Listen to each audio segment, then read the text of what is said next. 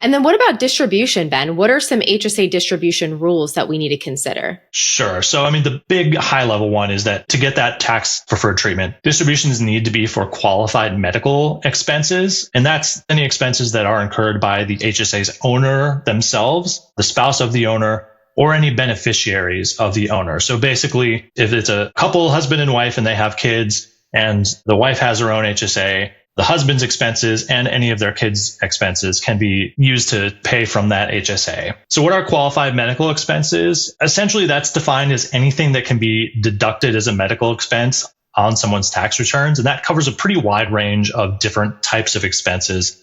That includes just normal doctor's office costs and copays and deductibles and out-of-pocket costs. It covers prescription drugs. It also covers non-prescription drugs. Anything over the counter can also be reimbursed or paid from an HSA. It can pay for, things like mental health therapy, things like that as well. It can also reimburse travel expenses if there are, regular appointments that someone is driving to, or if someone flies to go get specialized medical treatment somewhere, they can actually deduct that as a medical expense or also reimburse that travel cost from their HSA as well. And that's the thing that I don't think people see a lot. That's valuable. Yeah. A couple notable things that it doesn't cover, though. Insurance premiums is kind of the big one, obviously relevant in your case. With a couple different exceptions, normally just health insurance premiums cannot be paid for from an HSA. The exception there is that once someone reaches Medicare age, once someone reaches age 65 and starts paying Medicare Part B premiums, those premiums actually can be reimbursed from the HSA or paid from the HSA. Qualified long-term care costs, also relevant in your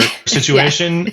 Long-term care expenses can be reimbursed from an HSA, can be paid from an HSA. Also, if someone leaves their job and they're either on COBRA continuation coverage from their previous employer, or they are just any sort of coverage while they're on or eligible for unemployment benefits, they can also reimburse those premiums from an HSA as well. Okay.